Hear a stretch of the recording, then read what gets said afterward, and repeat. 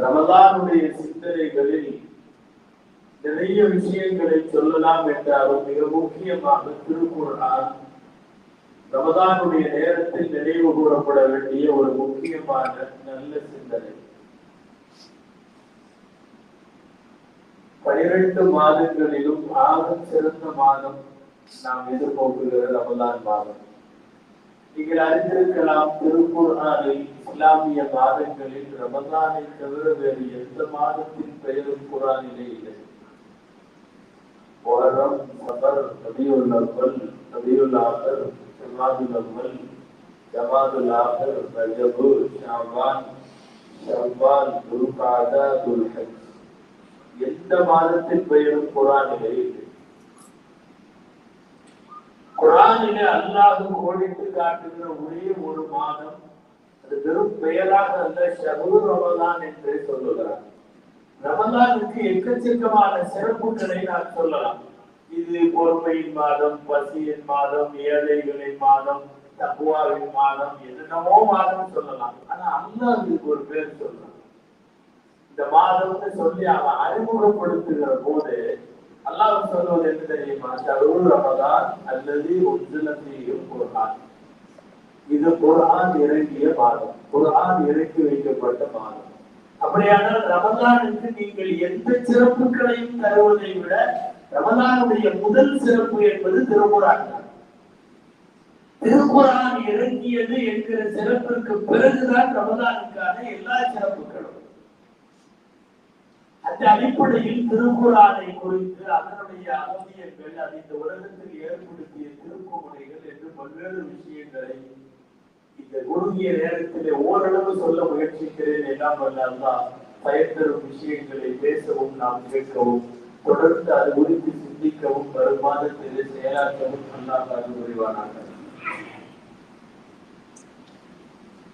அன்புக்குரியவர்களே, எல்லா நபிமார்களுக்கும் அற்புதங்கள் தரப்பட்டது, முஅஜிசாக்கள். எல்லா முஅஜிசாவும் வந்த வேகத்தில் சில நாளோடு முஅஜிசா காணாமல் போய்விடும். அந்த நபியோடு போய்விடும் அல்லது சில காலத்திற்கு பிறகு போய்விடும். மூசா அலைஹிஸ்ஸலாமினுடைய கைத்தடி இப்போது இல்லை, அது பெரிய முஅஜிசா. ஈசா அலைஹிஸ்ஸலாம் கரம் வைத்தால் குஷ்டரோகி சரியாக விடுவான், பிறகுக்கு பார்வை வந்துவிடும் என்னெல்லாம் சொல்லுகிற குர்ஆன். ஈசா அலைஹிஸ்ஸலாமுக்கு பின்னாலே அந்த அற்புதம் உயிரோடு இல்லை. எந்தெந்த நபிமார்களுக்கு என்னென்ன அற்புதங்கள் எல்லாம் குர்ஆனில் சொல்லப்பட்டிருக்கிறதோ அந்த அற்புதங்கள் எதுவும் இன்றைக்கு வரைக்கும் இல்லை. எபெருமானார் ஸல்லல்லாஹு அலைஹி வஸல்லமுக்கு தரப்பட்ட திருக்குர்ஆன் மாத்திரம்தான் ஒரு வாழும் அற்புதம். கியாமத் வரை தங்கி சொல்லி பேர் சொல்லிக் கொண்டிருக்கக்கூடிய அற்புதம். நபிகள் நாயகம் ஸல்லல்லாஹு அலைஹி வஸல்லமுடைய முஅஜிசாக்கள் 1000 இருக்கிறது, 1000க்கு மேல் இருக்கிறது. அல்லாமா ஜலாலுத்தீன் சுயூத்தி ரஹ்மத்துல்லாஹ் ஒரு 1000 அற்புதங்களை ஒரு கிதாபிலே தொகுக்கிறார்கள். ஹஸாயிஸுல் குப்ராவிலே ரசூலுல்லாஹுடைய 1000 அற்புதம். அவர்களுடைய கையால், கண்ணால், பார்வையால், நிழலால், எச்சிலால், பாதத்தால் நபிகள் நாயகம் ஸல்லல்லாஹு அலைஹி வஸல்லம் அற்புதங்கள் எழுதுகிறாரு. 1000 அற்புதங்களையும் ஆக சிறந்தது அவர்களுக்கு வழங்கப்பட்ட திருக்குர்ஆன் என்று பார்க்கிறோம். குர்ஆனை மிஞ்சி உலகத்திலே எந்த அற்புதமும் கிடையாது. அதனால்தான் ரமலானை அறிமுகப்படுத்துகிற போது எந்த ரமலான் தெரியுமா என்று கேட்டு அல்லாஹ் சொல்லுகிறான், இது குர்ஆன் இறங்கிய மாதம். அந்த வகையில் திருக்குர்ஆன் இந்த மண்ணிலே புரட்சி ஏற்படுத்திய வேதம், தாக்கத்தை ஏற்படுத்திய வேதம், பல்வேறு திருப்புமுனைகளை ஏற்படுத்திய வேதம். நாம் போய் மணிக்கணக்கிலே பயான் செய்தோ, புத்தகம் எழுதியோ, பிரச்சாரம் செய்தோ, தாவா செய்தோ நாம் செய்ய முடியாத வேலையெல்லாம் யாராவது ஒருவர் லேசா சும்மா அப்படியே கொஞ்சம் சிந்தனையோட குர்ஆனுடைய வரிகளை வாசித்தால் ஈர்க்கப்பட்டு விடுவார், இதயத்தை அங்கு கொடுத்து விடுவார், இஸ்லாத்திலே சேர்த்து விடுவார். அப்படி இஸ்லாத்திலே சேர்ந்தவர்களின் எண்ணிக்கை லட்சங்களில் அல்ல, கோடிகளிலே இருக்கிறது. சில இடங்களுக்கு நாம் போகவே இல்லை, பிரச்சாரம் செய்யவில்லை, பேசவில்லை, எழுதவில்லை, ஒன்றுமில்லை. குர்ஆன் போன இடத்தில் அந்த இதயங்களை கொள்ளை கொள்ளுகிற ஆற்றல் குர்ஆனுக்கு உண்டு. குர்ஆன் அதை பார்த்துக் கொள்ளும். குர்ஆன் அதை தானாக பார்த்துக் கொள்ளும். எக்கச்சக்கமான திருப்புமுனைகளை உலகத்தில் ஏற்படுத்தியிருக்கிறார். செயல்படுக்காக சொல்றதுன்னா நிறைய சொல்லலாம். ஏராளமான சயின்டிஸ்டுகள் இஸ்லாத்தில் சேருவதற்கு குர்ஆனுடைய வசனங்கள் மட்டும் காரணம். நாம செஞ்ச பிரச்சாரம் அல்ல, நம்ம எழுதுன இதல்ல, நாம போய் கூப்பிடல, ஒண்ணும் அல்ல. அவர்கள் ஆய்வுக்காக குர்ஆனை திறந்தார்கள். உள்ளுக்குள்ளே அரிய பொக்கிஷங்களை பார்த்து அவர்களாக இயக்கப்பட்டார்கள். தவறியலில், புவியியலில், கருவியலில் என்று எத்தனை துறை சார்ந்த விஞ்ஞானிகள் இருக்கிறார்களோ அவர்களெல்லாம் உள்ளே புகுந்த வேகத்தில் குர்ஆனுடைய வார்த்தைகளால் ஈர்க்கப்பட்டார்கள். இஸ்ரேலை சேர்ந்தவங்க அவ்வளவு சீக்கிரமா யூதர்கள்ல இருந்து இஸ்லாத்துக்கு வெளியே வருது ரொம்ப கஷ்டம். அவ்வளவு சீக்கிரம் யாரும் வந்துட மாட்டாங்க அதுக்கு. ஆனால் ஒரு கருவியல் விஞ்ஞானி ராபர்ட் கில்ஹாம் பேரு, அதாவது கருவியல்ல அவர் குர்ஆனுடைய வார்த்தைகளை எடுத்து எடுத்து எடுத்து ஆய்வு பண்ணார். சொன்னார், ரெண்டு விஷயம் என்னை குர்ஆனிலே கவர்ந்தது, நான் அதில் இஸ்லாத்திலே சேர்ந்து விட்டேன். நீங்க ஒரு இஸ்லாத்தினுடைய பெரிய சயின்டிஸ்ட், இன்னொரு தெரியுமா, நோபல் பிரைஸ் நோபல் வாங்குவோம். 40 நாள் இப்படி நீர்நிலையில இருக்கும். அதுக்கு பிறகு அது ரத்த கட்டியாகும். அப்புறம் 40 நாள் சதை பிண்டமாகும். 120வது நாள் இதே ரூபு ஊதப்படும் குர்ஆன்ல வருகிறது. கலக்குனல் நூற்றுபத்த ஆலக்கத்தன் கலக்குனல் ஆலப்பட்ட மூணுகத்தன் கலக்குனல் மூணுகத்தை இல்லாமல் வரிசையா கர்ப்பத்திலே நடக்கக்கூடிய ஒரு குழந்தைகளுடைய பரிணாம வளர்ச்சிகளை குறித்து குர்ஆனிலே நிறைய இடத்தில் பேசுகிறார். சூரத்துல் ஹஜ்ஜிலையும் சூரத்துல் நூரிலையும் ரொம்ப விரிவா வருகிறது. இந்த ஆயத்துதான் நான் ஏறத்தாழ 18 வருஷ காலமாக இந்த கருவியல் துறையில நான் பேராசிரியராக இருக்கிறேன். ஆச்சரியமாக இருக்கிறது. 1500 வருஷத்திற்கு முன்னாலே குர்ஆனில் இந்த வசனம் இருக்கிறது. 1500 வருஷத்திற்கு முன்னாலே எந்த வளர்ச்சியும் இல்லை, விஞ்ஞானம் இல்லை, அறிவியல் இல்லை, எந்த லேபும் இல்லை, எந்த வளர்ச்சியும் டெக்னிக்கல் இல்லை. பக்கத்து ஊர்ல யாராவது இறந்தாலும் கூட குதிரையில ஒருத்தர் வந்து சொல்லிட்டு போனாதான் மௌத்துக்கு தெரியுங்கிற அளவுக்கு தகவல் தொடர்புகள் எல்லாம் துண்டிக்கப்பட்டிருந்த ஒரு காலத்தில் குர்ஆன் இவ்வளவு துல்லியமா பேசுது. நான் கருவியல் துறையை எடுத்து ஆராய்ச்சி செய்கிறேன். கரெக்டா அந்த ஒவ்வொரு 40 நாள்லயும் குர்ஆன் சொல்ற ஸ்டேஜ் வருது. 118வது நாள் போய் கர்ப்பத்துல வயிற்றுல வந்து காதை வச்சா இல்ல, 120வது நாள் அல்ல சொல்லுகிறானே, நாம் சூடு ஊது, நாம் ரூபை ஊதுகிறோம். 120வது நாள் துடிப்பு சத்தம் கேட்கிறது. இது எப்படி குர்ஆனுக்கு தெரியும்? இது எப்படி நபிகள் நாயகத்திற்கு தெரியும்? இது எப்படி அக்காலத்துல வாழ்ந்த முஸ்லிம்களுக்கு தெரியும்? இந்த நான் இஸ்லாத்துல சேர்ந்ததுல 2 விஷயத்துல இது ஒன்றாவது. 2வது, மனவிலக்கு செய்யப்பட்ட பெண்கள் 3 மாதம் வரை அவர்கள் இதா இருக்க வேண்டும். அவர்களுடைய காத்திருப்பு காலம் 3 மாசம். நிறைய பேர் இன்னைக்கு கூட சொல்றாங்க, ஒரு காலத்துல கர்ப்பம் எதுக்கு தெரியல, அதனால 3 மாசம் காத்திருப்பாங்க. இப்போ எல்லாம் நாடிய குடிச்சா கர்ப்பமா இருக்கான்னு சொல்றாங்க. ஒரு சின்ன டிப்ல டெஸ்ட் பண்ணிட்டு கர்ப்பமா இல்லையான்னு சொல்றாங்க. ஒரு யூரின் டெஸ்ட்ல கர்ப்பம் இருக்கா இல்லையான்னு சொல்லிடுறாங்க. இன்னைக்கும் ஒரு கணவனை பிடித்தவள் அடுத்த திருமணம் செய்வதற்கு 3 மாத காலம் ஒரு இடையில இருக்க வேண்டுமா? காத்திருப்பு காலம் தேவையா? தேவையில்லையே என்று பேசுகிறார்கள்.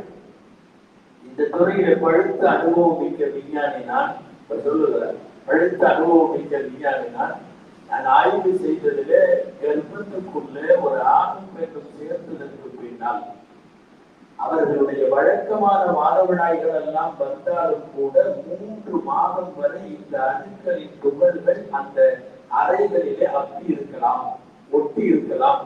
3 மாதம் கழித்துத்தான் அது முழுமையாக போகும் என்கிற என் ஆய்வின் முடிவை எழுதிவிட்டு நான் குர்ஆனிலே பார்க்கிறேன். அதே வார்த்தை குர்ஆனிலேயும் வருகிறது. தலாக்குடைய இதுல 3 மாசம் அவர்கள் காத்திருப்பு காலம். சேர்த்து விட்டார். நோபல் பரிசு பெற்ற நான் சாம்பிளுக்கு இது ஒன்று சொல்றேன். உலகத்தில் அந்த காலத்திலிருந்து இந்த காலம் வரை படிப்பவர்களை, வாசிப்பவர்களை, ஆய்வு மேற்கொள்ளுபவர்களை குர்ஆன் தானாக ஈர்த்துக் கொள்ளும். நாம போய் ஒண்ணுமே சொல்ல வேண்டாம், தானாக ஈர்த்துக் கொள்ளும். பரம எதிரியாக இருந்த அபூஜகளை ஈர்த்துக் கொண்டு வந்து கேட்க வைத்திருக்கிறார்.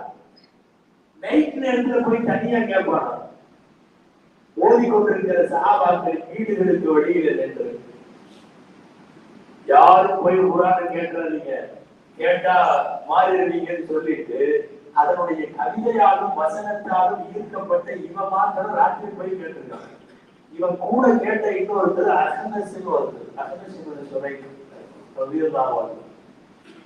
நைட் நேரத்துல சுந்தரலாசன் வீட்டுக்கு வெளியே குர்ஆனுடைய சத்தத்தை அவங்க ஓதுறத கேட்கறதுக்காக வேண்டி சத்தம் இல்லாம அவன் அப்படி வர, அஹ்னஸ் இப்படி வர, ரெண்டு பேரும் இருட்டுல ஒரு முட்டு சத்துன்னு முட்டிக்கிறாங்க. நீ எங்க வந்த? நான் சும்மா வந்தேன். ரெண்டு பேரும் பேசிட்டு கடைசியில உண்மை ரெண்டு பேருக்குமே வெளிச்சத்துக்கு வந்துருது. சரி சரி, வேற யார்ட்டையும் வெளியே சொல்லாத, மக்கள் எல்லாம் கேட்டுருவாங்க, நம்ம ரெண்டு பேரும் கேட்டு போலாம். ரெண்டு பேரும் கொஞ்ச நேரம் குர்ஆனை கேட்டதுக்கு அப்புறம் அந்த சத்தத்தையே வச்சு அஹ்னஸும் அபூஜஹலும் உரையாடுகிறார்கள். இஸ்லாத்துல சேர்ந்ததுக்கு பிறகு இந்த அஹ்னஸ்ங்கிறவர் இது நமக்கு அறிவிக்கிறார். ரலியல்லாஹு அன்ஹு. அவருக்கு அல்லாஹ் இஸ்லாமிய பாக்கியத்தை கொடுத்தான். அப்போ அஹ்னஸ் கேட்கிறார் அபூஜஹல்கிட்ட, முகமது பொய் சொல்லுவாருன்னு நீ நினைக்கிறியா என்று கேட்கிறார். இது எப்படி கேட்கிறார்? வல்லாஹி லா யகூனு ஹுனா அஹதுன் கைரி வ கைருக், நானும் நீயும் நம்ம ரெண்டு பேரை தவிர இங்க வேற யாருமே இல்லை, நம்ம மட்டும் பேசிக்குவோம், ஊருக்கு தெரிய வேணாம். உண்மையை சொல்லு, முகமது ஸல்லல்லாஹு அலைஹி வஸல்லம் பொய் சொல்லுவார்களா? அவர் சொல்லக்கூடிய இந்த குர்ஆன் எல்லாம் அவரா சொல்றதா? அபூஜஹல் சொன்ன வார்த்தை வல்லாஹி மா கதப ரசூலுல்லாஹி முஹம்மது ஒருவரும் பொய் சொல்ல மாட்டார். இது அவருடைய வார்த்தை அல்ல. இதை அபூஜஹல் என்னிடத்தில் இருந்த இரவில் நாங்கள் யாருக்கும் தெரியாமல் குர்ஆனை கேட்க வந்த ஒரு இரவில் இருட்டில் இடத்தில் சொன்னான் என்று அஹ்னஸ் அவர்கள் அறிவிக்கிறார்கள். அபூஜஹலையும் கொண்டு வந்து ஈர்த்து கொண்டு வந்து தனது மடியில வைத்துக் கொண்டது குர்ஆன். யாரு வந்து என்ன விவாதம் பண்ணாலும் சரி, பதில் குர்ஆனுடைய வசனம் மட்டும் சொல்லிட்டா போதும், விவாதத்துக்கு பதிலே சொல்ல வேண்டியதில்லை. ஒரு பெரிய எதிரியாக ஒரு ஆள் வந்தார், ரபியான் பேர், நீங்க கேள்விப்பட்டிருப்பீங்க. நாளுக்கு நாள் முஹம்மது ஸல்லல்லாஹு அலைஹி வஸல்லம் வளர்ச்சி வேகமாக கொண்டே போகிறது, ஒரு முடிவு கட்டியாக வேண்டும் என்று முடிவெடுத்து எல்லாரும் சேர்ந்து யாரை அனுப்பிக்கலாம்னு முயற்சி பண்ணி உத்துபாவை அனுப்பலாம்னு முடிவு பண்ணாங்க. ஏன்னா செய்வ கவிதை எழுதுறதுலையும் கேட்டாலும் யார்கிட்டயாவது விவாதம் பண்ணா விவாதத்துல ஜெயிக்கிறதுலையும் தெரியாது. 3 திறமை இருக்கு, அனுப்பிச்சு வைப்போம்னு சொல்லி ஊரு கூடி முடிவெடுத்து உத்துபாவை அனுப்பி வைக்கிறது. ரபியா வந்தார். வந்த உடனே ஃபர்ஸ்ட் எடுத்த உடனே பேசவெல்லாம் இல்லை, எடுத்த உடனே திட்ட ஆரம்பிச்சாங்க. ஸல்லல்லாஹு அலைஹி வஸல்லம் சபையில அமர்ந்திருக்கிறார்கள், சஹாபாக்களோடு இருக்கிறார்கள்.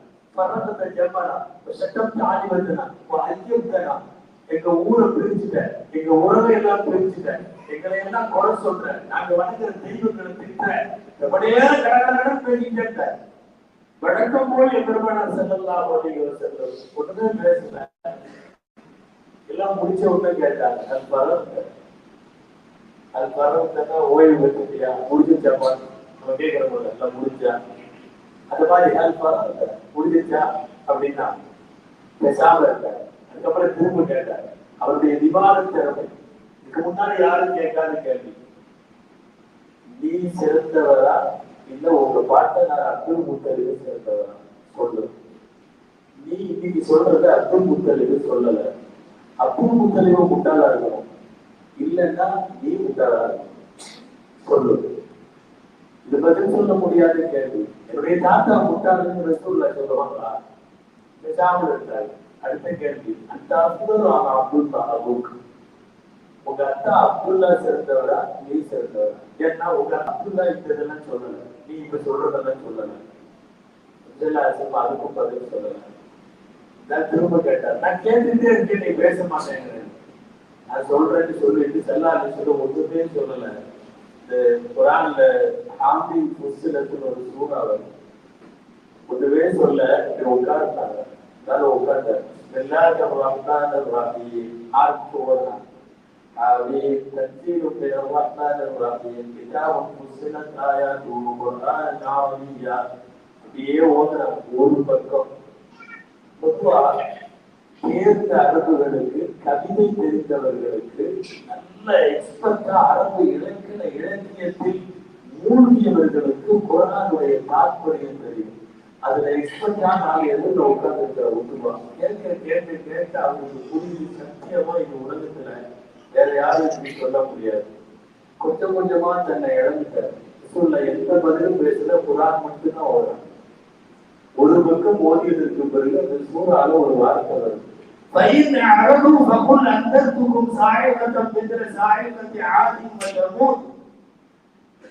சொல்லுங்கள், இந்த மக்கள் இனிமேலும் புறக்கணித்தால் ஆது சமூக கூட்டத்தவர்களுக்கு வந்த பெரும் வேதனை இவர்களுக்கு வருங்கிற வசனம் நெல்ல வந்துருச்சு.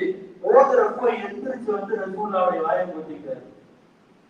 பெரிய பத்துவாவா தெரியுது, அந்த வார்த்தையை நீங்க சொல்ல வேண்டாம், சொல்ல வேண்டிய ஆல்மோஸ்ட் இதுக்கு முன்னாடி ஓதுன ஒரு சபால ஆள் அவருடைய எல்லா இயல்பும் கலந்து போய் குர்ஆனுக்கு முன்னாடி வண்டி போட்டு நிறைய ஹதீஸ்ல குதுபத்துல் ரபியா வந்து வருது. ஏன் நிகழ்ச்சி பைபிள்ல வருகிற போது ரசூலுல்லாஹ்வுடைய வாயை பொத்திட்டு இதுக்கு மேல ஓத வேண்டாம், நிறுத்தி எடுத்து போயிட்டாரு. போய் ஒட்டுமொத்தமாக ஊர் மக்களுக்கு அவர் கொடுத்த செய்திதான் அந்த செய்தி. வல்லாஹி மா ஹாதா கலாமுல் பஷர், அல்லாஹ் மேல சத்தியமா இது மனுஷ வார்த்தை அல்ல. குர்ஆன் என்பது மனுஷ வார்த்தை அல்ல.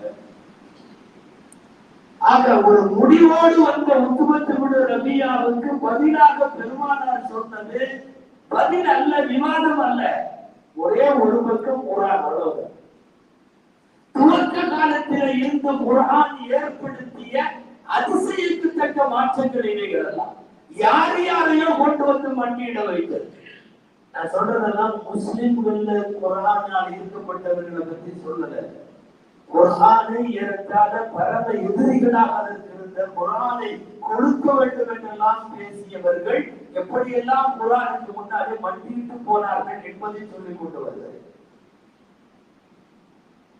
காபத்துல்லாஹ்ல வச்சு பப்ளிக்ல எதுவும் ஓத முடியாத ஒரு சூழ்நிலையில ஃபர்ஸ்ட் ஓதப்பட்ட முழு சூரா என்பது சூரத்துல் நஜ்ம், வன்-நஜ்ம் சூரா.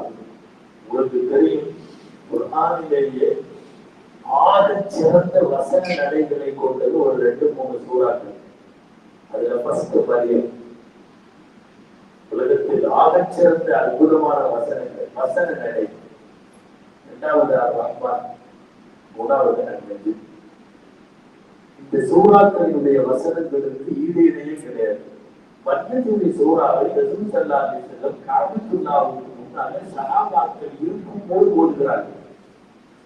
அப்துல்லாஹ் இப்னு மஸ்ஊத் ரலியல்லாஹு அன்ஹு அறிவிக்கிறார்கள், சூரத்துல் நஜ்ம் அவ்வளவு சூரத்தின் சுஹரத் அலல் இஅலான், முதல்ல பப்ளிக்ல சத்தம் போட்டு ஓதப்பட்ட குர்ஆனின் முதல் சூரா சூரத்துல் நஜ்ம் என்கிறார்கள்.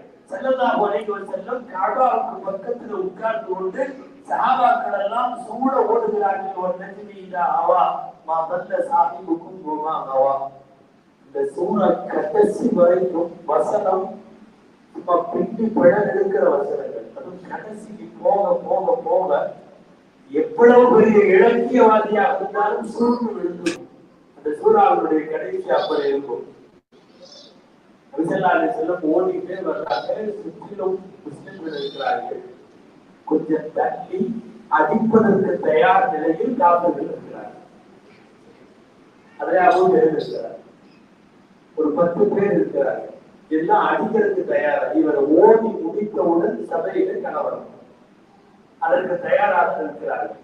அவர்கள் காதுகளிலும் சூரா நஜ்ம் விழுகிறது. அதை அடிப்பதற்கு வந்ததையும் மறந்துட்டான், ஏன் வந்தவங்களையும் மறந்துட்டான். வசனத்திலே சொக்கி போய் அவர் இருக்கிறார். உங்களுக்கு தெரியும், சூரா நஜ்முடைய கடைசியில சஜிதா வரும். நஜ்முடைய கடைசியில சஜிதா வரும்.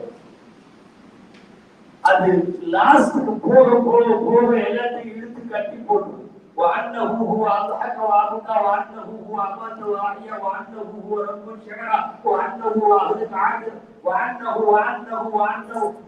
அல்லாஹ்வை பற்றி பெருமைகளை பேசிக்கொண்டே வரக்கூடிய வசனம் லாஸ்ட் டப்புன்னு சஜிதா போன உடனே எதிரில் இருந்த எல்லா முஸ்லிம்களும் ரசூலுல்லாஹ் சஜிதா செஞ்சு அவங்களும் செஞ்சுட்டாங்க.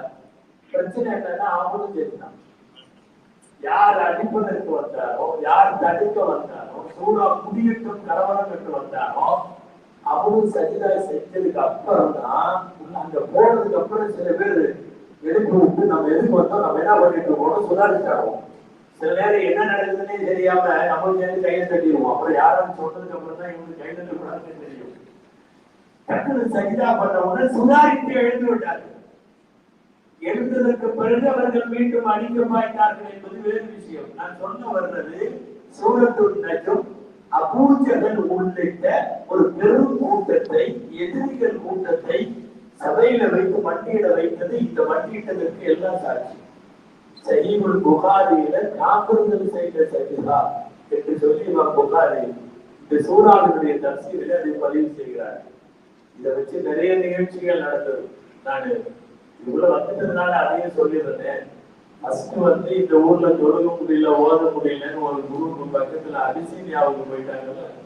அதுல சொல்ல முடியாது, அன்னைக்கு அது வெகு தூரம். எத்தியோப்பியா, ஆப்பிரிக்கா நாட்டினுடைய கடைசி எத்தியோப்பியாவுக்கு ஹிஜ்ரத்துக்கு போயிட்டாங்க எல்லாம்.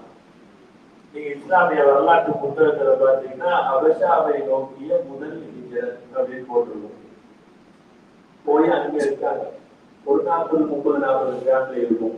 அவங்க எல்லாம் அங்க இருக்காங்க. இங்கிருந்து ஒரு ஆளு அந்த நேரம் பார்த்தா பார்க்கணும், சூரத்துல் நஜ்ம் ஓதுறத பார்த்தாரு. இவங்க முஸ்லிம்கள் சஜிதா செய்யறதையும் பார்த்தாரு, அவங்க சஜிதா செய்யறதையும் பார்த்தாரு. அதுக்கப்புறம் என்ன நடந்துச்சுங்கிறவரை இவர் இல்லை, பார்த்துட்டு இவர் போயிட்டாரு. போனவர் அபிசீனியாவரே போயிட்டாரு.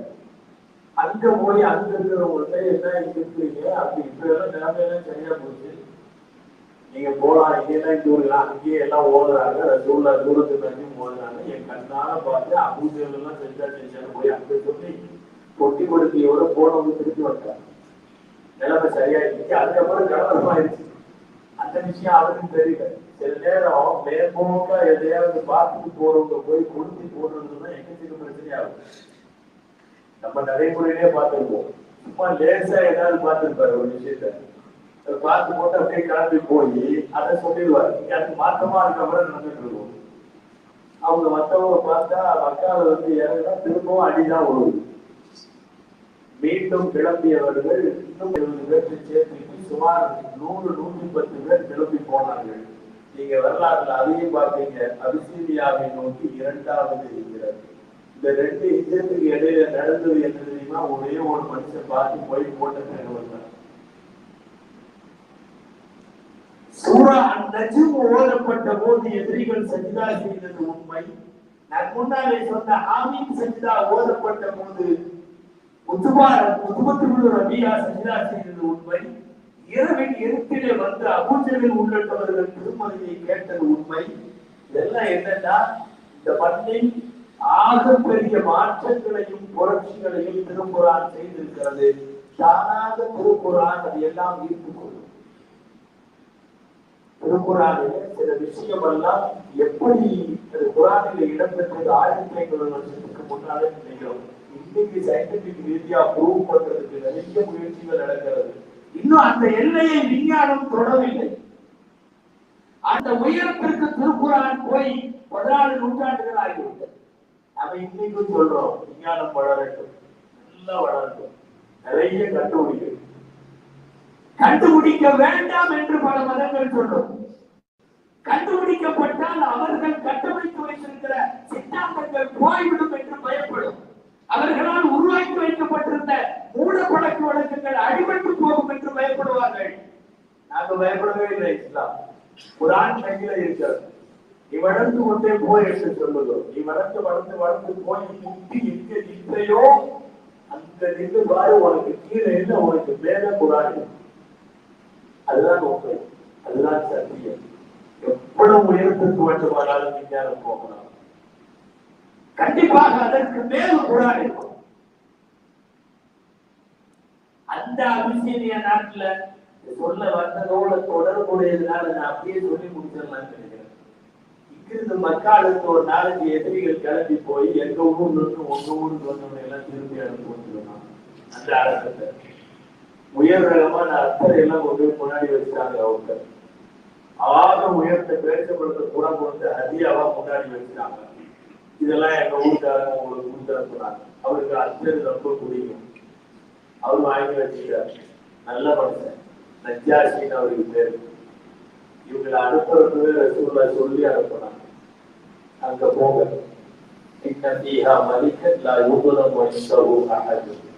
அங்கே ஒரு அரசர் இருக்கிறார், அவரிடத்தில் யாருக்கும் அநீதம் நடக்காது, போங்க. இவன் கொண்டு போய் வங்காளத்துக்கு கிளம்புற 4 பேர் போய் எல்லாத்தையும் வச்சாங்க. அத்தரெல்லாம் கொடுத்துட்டு எங்க ஊருக்காரங்க எல்லாம் சலான் சொன்னாங்க, அப்படி பண்ணாங்க, இப்படி பண்ணாங்க. அபூ சுஃபியான் உங்களை ரொம்ப விசாரிச்சாரு, நீங்க நல்லா இருக்கீங்களான்னு கேட்டாரு.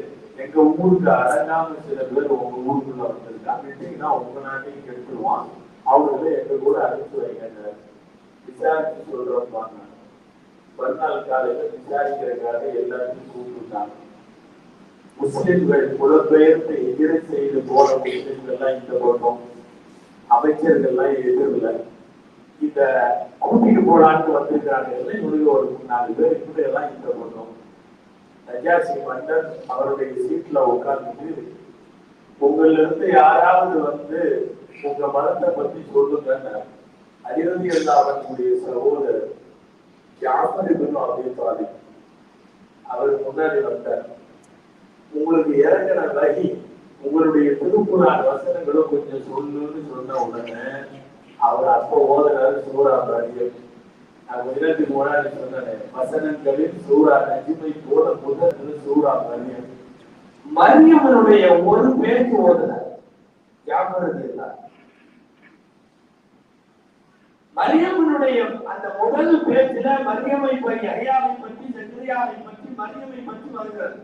ஓடி முடிச்சுட்டு தலையை தூக்குனா நஜ்ஜாசிக்கு தாடி நினைக்கிற அளவுக்கு அழுது ஓடுங்க. உண்மையான வார்த்தைகள், இவங்களை நான் அனுப்ப முடியாது, போயிடுவான். ஆனா அத்தர் கொடுத்த உடனே கம்ப்யூட்டர் நினைச்சான். அவர் அவனை கவனித்து திரும்ப ஆரம்பிச்சார். நான் எந்த காரணத்தை கொண்டு என் நாட்டுல இருந்து நான் யாரையும் அனுப்ப மாட்டேன் அநியாயமாக. அவர்கள் சொன்னது உண்மை. ஏறத்தாழ அதற்கு பிறகு 7 வருஷ காலத்தில் அங்கேயே இருந்தார்கள் அவர்கள் எல்லாம். அங்க சொல்ல வந்தது, நஜ்ஜாசியினுடைய மனசை பிடிச்சு எடுக்கிறதுக்கு மரியம் சூராவினுடைய ஒரு பக்கம் போகுது. எத்தனை எத்தனை எதிரிகளை திருக்குர்ஆனுடைய இப்படிப்பட்ட சில பக்கங்கள் பிடித்து எடுத்திருக்கிறது. அர்த்தம் என்னன்னா, நம்மளை மட்டும்தான் குர்ஆன் ஒண்ணுமே செய்ய மாட்டேங்குது. நம்ம பாட்டுல நம்ம அளவோட அப்படியே லிமிட்டா ஒரு சூறா யாசின், அப்புறம் அந்த சூறா வாக்கியா, வெள்ளிக்கிழமையான ஒரு சூரத்துல் கஹஃப், அது சில நல்லதா இருக்கு. இதோட ஓடி அதோட முடிச்சிடணும்.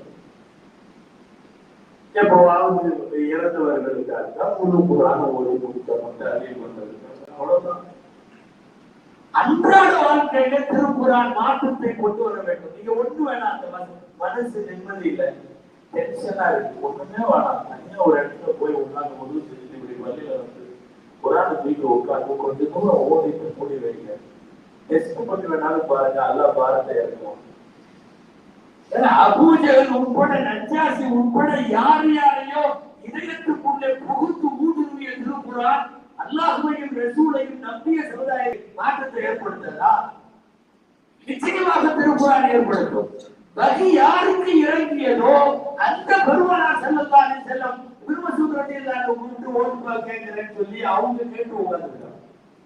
ஒருத்தர் ஓத விட்டு கேட்கிறது அப்படிங்கிறது மிகப்பெரிய சுண்ணம், பெரிய சுண்ணத். சில பேர் தராவி எல்லாம் தொழுவதில்லை, அவங்க குர்ஆன் ஓதிக்குவார். தராவி தொழுகணும், அவங்க பிறர் ஓதி நாம கேட்கணும். அதுக்கான ஒரு ஏற்பாடு தான் இருக்கும். அதுக்கான ஒரு ஏற்பாடு. ரமலான்ல மாத்திரம் எக்ஸ்ட்ரா தொழுக வைக்கணும், முழு குர்ஆனை கேட்க வைக்கணும், இரவு இபாதத்தை கொடுக்கணும். எல்லாம் சேர்த்து செஞ்ச ஏற்பாடு. கிட்டத்தட்ட நம்ம ஒரு 1400 வருஷமா தராவி தொழுகிறோம். 20 ரக்காத்துல ரொம்ப ஷார்ட்டா தொழுகலாம். 8 ரக்காத்துலாம் வேணாம், 20 தொழுவுங்க. மக்காவுல மஸ்ஜிதுல் ஹராம்ல 20 தான் தொழுகிறான், மஸ்ஜிதுல் நபவியில 20 தான் தொழுகிறான், மஸ்ஜிது அக்ஸால 20 தொழுகிறான். தராவிங்கிறது ஒரு சின்ன இபாதத்து நீங்க நினைக்க வேண்டாம். அது ஒரு மல்டி பர்பஸ்ல வச்சிருக்கு. குர்ஆனை கேட்க வைக்கணும். ரம்ஜான் நைட்ல ஒரு 40 சஜ்தா எக்ஸ்ட்ரா செய்ய வைக்கணும். இதெல்லாம் நிறைய ஏற்பாடுகள். இரவு வணக்கம் ரம்ஜான்ல செஞ்ச மாதிரி ஆகும். இந்த நேரம் இது எல்லாத்தையும் சேர்த்து வச்சு ஏற்பாடு. ஒரு 2 வருஷம் தராவியா இடையில கொரோனால இல்லாம ஆனப்போ எத்தனை பேர் எத்தனை வருத்தப்பட்டாங்க. தராவியா இல்லாம அப்படி இருக்குது இப்படி இருக்கு, நோக்கு வச்ச மாதிரியே இல்ல, தராவின்னு வச்சா கலந்துக்கு வராது. யோசிக்கணும்ல. அதாவது புனித ரமதான் நம்மளை நல்லா தெரிஞ்சுக்கணும். ஒவ்வொரு முறை ரமதானை சந்திக்கிற போதும் நம்முடைய சிந்தனை இது கடைசி ரமதான்ங்கிற மாதிரி சிந்தனை வரணும். இருக்கலாம் அடுத்த ரமதானில உயிரோடு இல்லாம இருக்கலாம். ஏன்னா 2 வருஷத்துக்கு முன்னாடி இருந்த எக்கச்சக்கமான பேர் இந்த ரமதான் இல்லை. அநேகமாக முந்தைய சமுதாயங்கள்ல நடந்துச்சான்னு தெரியல. இந்த கால்ரா பிளாக் எல்லாம் வந்தப்ப நடந்திருக்கும்னு நினைக்கிறேன். பிளேக் நோய் எல்லாம் வந்தப்போ தினத்தோறும் இன்னாலில்லா சொல்லிட்டே இருக்கிறோம். 2 வருஷத்துக்கு முன்னாடி ஆசிரமம் தொடங்க வேண்டியது இன்னாலில்லா செய்தி சொல்லிட்டு இருக்கோம். அந்த பெரிய கரையெல்லாம் தாண்டி கொண்டு வந்து அல்ல நம்மளை நிப்பாட்டிங்கன்னா இல்லையா? முழு குரானையும் தராது இல்லை கேட்கவர். ஒரு 40 சஜிதா எக்ஸ்ட்ரா நம்ம 2 சஜிதாவுக்கே யோசிப்போம். அது சொல்றது நகைச்சுவையா தெரியலாம், யதார்த்தமான உண்மைதான். பொது செஞ்சுட்டு வராது அவங்க பள்ளிவாசலுக்கு வருவார், ஏகமா ஓடி வருவார். நாம கேட்ச் பண்ணாங்க எதுக்கு நினைக்கிறீங்க? தொழுகையில் உள்ள ஆர்வம்னா இல்ல, எதிர்த்து தோல்வி இருக்காது. சரி, அதிலே சில பேர் ருக்கும்ல இமாம் இருக்காரு, விடுத்துருவாங்க, அந்த மாதிரி ஓடி வருவார், ஏகமா வந்து முடிப்பாரு. சரி, இவ்வளவு வேகமா ஓடி வந்தாருல, இமாம் எந்திரிச்சா என்ன செய்யணும்? திரும்ப இமாம் செஞ்சால் போனா அல்லா ஒருத்தருக்கு இவரு செஞ்சால் போக மாட்டேன். ஏன் தெரியுமா? அதுக்கப்புறம் போனா கணக்குல வராது, அந்த ரெக்கார்டு கவுண்டிங்ல சேர்க்கப்படாதுங்க. அப்பதான் கடைசி பட்டு மூச்சு போயிருக்காரு. இவர் முடிச்சுட்டு வரட்டும், 2 சஜிதா செஞ்சுட்டு மேல வரட்டும். இப்ப எதிர்பார்த்தோம் 2 சஜிதா எக்ஸ்ட்ரா செய்யற ஐடியா இவருக்கு இல்லை. அல்லாவுக்காக அதுலயும் அந்த 2வது ரெக்கார்டு அத்தையாக்கள் உட்கார்ந்தான்னு வைங்களேன், போய் அத்தையாத்துல சேர வேண்டியது, ஓரமா போய் நல்லா இருக்கிற வேண்டிய அவங்க கட்டுவாரு. பார்த்துருக்கீங்க 40 சஜிதாவை நான் பேசிட்டு இருக்கிறேன். 2 சஜிதாவை எக்ஸ்ட்ரா செய்யறது கூட இங்க வந்து தயாராகல. இமாம் அடுத்த ரெக்கார்டுக்கு மேல வந்த பிறகு முடிவு எல்லாம் வந்து அப்ப கட்டி சேர்த்துக்குவார். அத்தற்குரியவர்களே, திருக்குர்ஆனை முழுமையாக கேட்க வைக்க வேண்டும் என்பதற்காக ஏற்பாடு. குர்ஆன் எக்கச்சக்கமான வேலைகளை இந்த உலகத்துல செஞ்சுட்டு வந்து நமக்கு தெரியாது. இந்த சமீபத்துல அந்த செப்டம்பர் 11 குண்டுவெடிப்புக்கு பிறகு குர்ஆன் சம்பந்தமாக பல்வேறு கருத்துக்களை தவறாக பரப்பி ஐரோப்பியன் கண்ட்ரிஸ்ல பூரா வேற மாதிரி வேலை செஞ்சாங்க. குறிப்பா அதுல நியூயார்க்ல ஜோசப் கெப்ரேல் அப்படின்னு பேர். அவர்தான் நூல்களை அதிகார். அவருடைய பேட்டி நான் சொன்னேன். ஜோசப் கெப்ரேல், ஜிப்ரேல் தான் அவன் கெப்ரேல் வச்சிருக்கான்.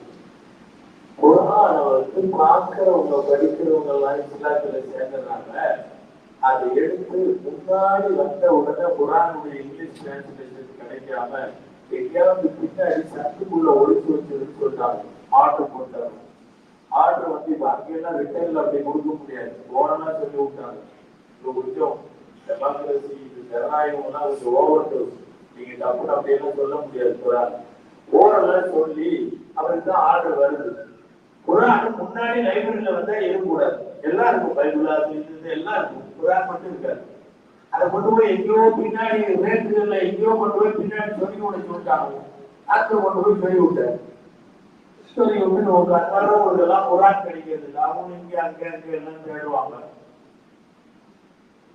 அதை ஏன் போய் அங்க ஒழிச்சு வைக்க சொன்னாங்க? இத்தால போய் அங்க உட்காந்து படிச்சாரு. ஜோசப் கெப்ரேல்ங்கிற ஒரு பெரிய போஸ்ட்ல ஒட்டுமொத்த நூல் நிலையங்களுக்கான தலைமை அதிகாரி, மெட்ரோபாலிட்டன் சிட்டியினுடைய மேயர் போஸ்ட் அளவுக்கு உள்ளது. அந்த தலைமை அதிகாரி அந்த ரேக்குல போய் உள்ள உட்காந்து படிச்சது. ஒரு 13 ஃபீஸ் தான் படிச்சார். அவரு முஸ்லிம் போயிட்டார். யாரும் அந்த குர்ஆனுக்கு விளக்கம் சொல்லல, தஃசீர் தான் சொல்லல. இது இப்படியா இருக்கும் அப்படியா இருக்கும் யாரும் விளக்கல. குரானை படித்தவர் அவர் கேள்விக்குள்ள இருக்கிற ஆயிரக்கணக்கான சந்தேகங்களுக்கு குரான் தானாக விடை சொல்லும். நல்லா சொல்லுகிறார். நேரா உள்ள பாதையில கரெக்டா காட்ட போறான். நீ 1000 சந்தேகத்தோட வா, குரானை பதில் சொல்லிடும்.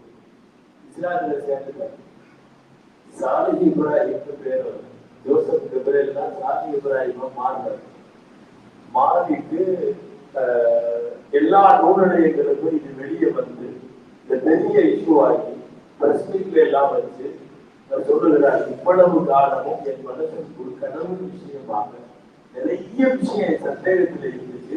அந்த சந்தேகத்தை பூரா இவங்க குரானை என்னைக்கு ஒழிச்சு வைக்க சொன்னாங்களோ நான் அன்னைக்கு தான் அதை படிக்க ஆரம்பிச்சேன். எனக்கு தெரிஞ்சது ஒன்று தெரிகிறது. நீ பொத்தி பொத்தி வைத்தாலும் வேகமாக கிளம்பி கொண்டு குரான் பீரிட்டு வளரும். குரானுடைய தாக்கம் தெரிந்தது வெறுமனே அரபுலகத்தில் மட்டுமல்ல, சர்வதேச அளவில் 15 நூற்றாண்டுகளாக குரான் ஏற்படுத்திய தாக்கம் எக்கச்சக்கமானது. கேள்விப்பட்டிருக்கீங்க பாப்சிங்கர்னு சொல்லி 80ஸ்ல 90ஸ்ல எல்லாம் ஆய்வுகள்ல தான் அதிகமா 90களுடைய தோல்விகள் எல்லாம் உலகத்திலேயே பெரிய பாப்சிங்கர் யாரும் தெரியுமா? சொல்லலாம். யாராவது தெரிஞ்சு சொல்லலாம். பயங்கரமான பாடல்கள், பாப் இசை பாடல்கள்.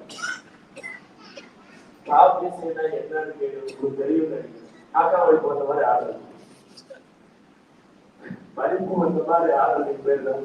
அதாவது ஸ்டீவன் வந்து அவருடைய மியூசிக்ல அவர் ஆடுறாருன்னா டோட்டல் யூரோப்பியன் கண்ட்ரிஸ் கூட தெருவுல போற கிழமை சின்ன குழந்தை வரையும் நின்று ஆடி போகும். அப்படி உலகத்தில் பாப் சிங்கர் அந்த சிங்கர் அவர் உலகத்திலேயே கவர்ந்து வைத்திருந்தார்.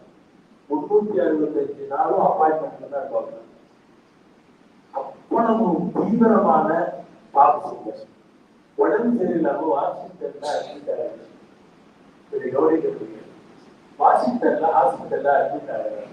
அவருடைய பால்ய கால நண்பர் ஒரு சின்ன வயசு நண்பர், முஸ்லிம் நண்பர். அவனெல்லாம் இப்ப பார்க்கவே முடிய மாட்டேங்குது. என் கூட படிச்சவன் தான், ஆனா வாஷிங்டன்ல ஹாஸ்பிட்டல் அட்மிட் ஆயிருக்கான். சரி இப்ப போய் பார்ப்போம் அப்படின்னு சொல்லிட்டு நல்ல வேலை நம்மள மாதிரி சாத்துக்குடி பிரெட் எல்லாம் வாங்கிட்டு போகாம ஒரு குரான் டிரான்ஸ்லேஷன் எடுத்துட்டு போனார். இங்கிலீஷ் குரானை எடுத்துட்டு நேர போனார். போய் பார்க்கறது, ஃப்ரெண்டை பார்க்கறது, தன்னை அறிமுகப்படுத்தி 2 பேரும் தெரிஞ்சதுக்கு அப்புறம் சாதாரணமா வாழ போடான்னு பேசிக்கிறவங்க 2 பேரும் சிறிய கால நண்பர்கள். சேம நலன்கள்லாம் விசாரிச்சுட்டு சொன்னாரு, உன்னை லைட்ல பிடிக்க முடியாது, உன்னோட அப்பாயின்மெண்ட் கிடைக்கிறது கஷ்டம். உலகத்துல இருக்கிற பெரிய பெரிய கிளப்புகள்லாம் வரிசையில நிற்கணும், அவனுக்கே உன்ன அப்பாயின்மெண்ட் இல்லை. நான் சும்மா பார்க்கறதுக்காக வந்தேன். என்னுடைய வாழ்க்கையில என்னை எல்லா வகையிலும் மேம்படுத்தியது நான் தினந்தோறும் படித்து வரக்கூடிய திருக்குறான். நீ ஓய்வா இருக்கிறதுனால உன் தலைமாட்டில இதை வைக்கிறேன். வாய்ப்பு இருந்தா நேரம் இருந்தா இதை படி, உன் மனசுக்கு இது ஆறுதல் கொடுக்கும். கஷ்டப்படுற யாருக்கெல்லாம் நான் இந்த குரான் கொடுக்கணும் அவங்க எல்லாம் படிச்சு மன ஆறுதல் அடைஞ்சிருக்காங்க. நீ ஹாஸ்பிட்டலைஸ்டா இருக்கிறதுனால நான் உனக்கு தரேன் வச்சுட்டு வந்தேன். இதான் அங்க படித்திருக்க ஒரு இல்லை.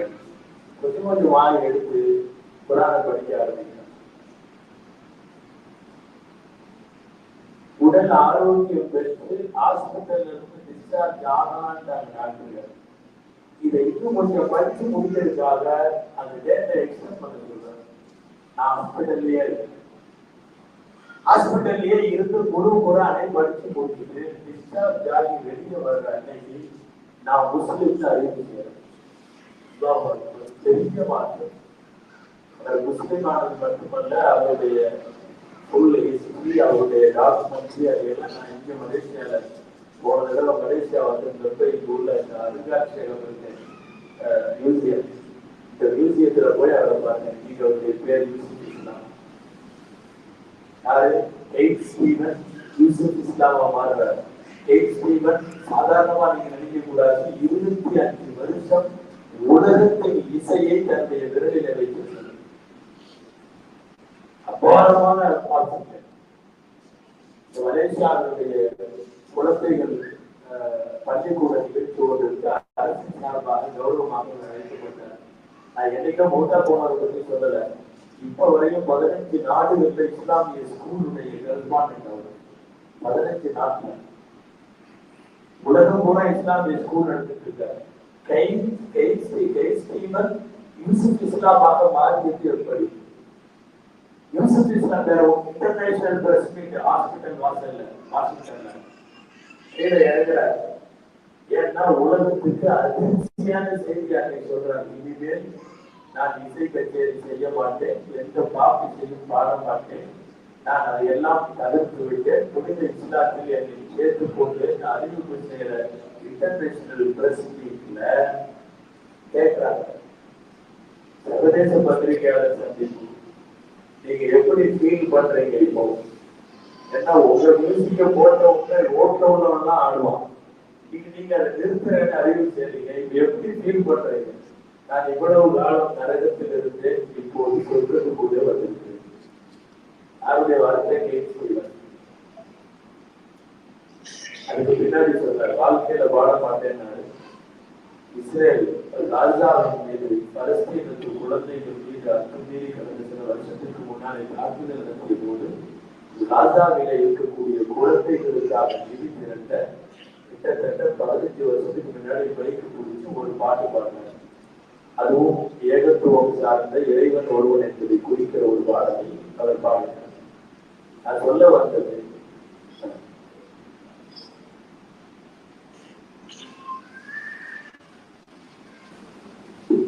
அன்புக்குரியவர்களே, இப்படி திருக்குர்ஆன் ஆட்சியாளர்களை, முஸ்லிம்களை, காபிர்களை, அர்த்தகிதாபுகள் என்று சொல்லக்கூடிய வேலைக்காரர்களை, உலகத்தில் பெரும் பெரும் துறைகளை சார்ந்த நிபுணர்களை எல்லாவற்றையும் கலந்திருக்கிறது திருக்குர்ஆன். இதுவெல்லாம் இந்த மண்ணில் திருக்குர்ஆன் ஏற்படுத்திய திருப்பு முனைகள், திருக்குர்ஆன் ஏற்படுத்திய தாக்கங்கள். யார் யாரையும் அகில உலக அளவுல ஃபேமஸா இருக்கிற நிகழ்வுகளை எல்லாம் தன்னுடைய வார்த்தையால் கருத்திருக்கக்கூடிய குர்ஆன் ஏன் நம்மளை மட்டும் டிஸ்டர்ப் பண்ண முடியாதா? நம்முடைய கையில வைத்திருக்கிறோம். பெரும் பாக்கியம் நாம் பெற்ற பாக்கியங்களிலேயே 2 தான். ஒன்று, பெருமான் ஸல்லல்லாஹு அலைஹி வஸல்லத்தை நாம் நபியாக பெற்றோம். இன்னொன்று, திருக்குர்ஆனை நம்முடைய வேதமாக பெற்றோம்.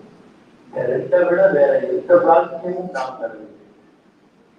இந்த 2 காரணத்தால் தான் நமக்கு ஆகச்சிறந்த சமுதாயம் என்று பெயர்.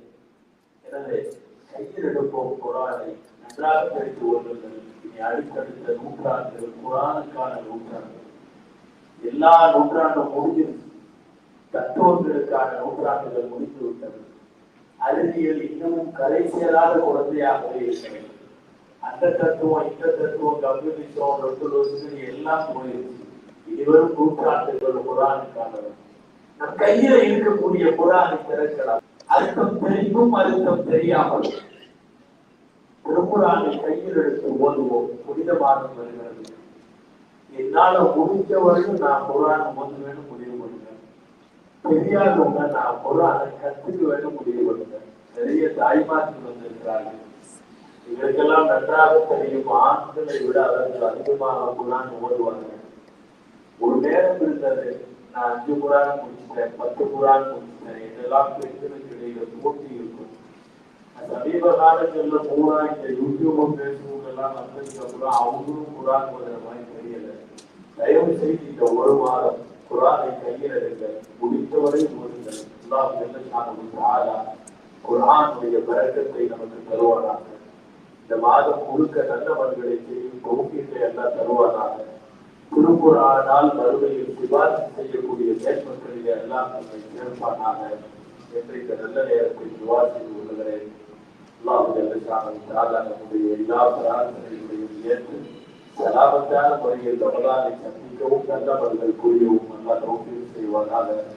ஆமீன். வஆஹிரு தஅவானா அல்ஹம்துலில்லாஹி ரப்பில் ஆலமீன். ஜஸாக்குமுல்லாஹு கைரல் ஜஸா.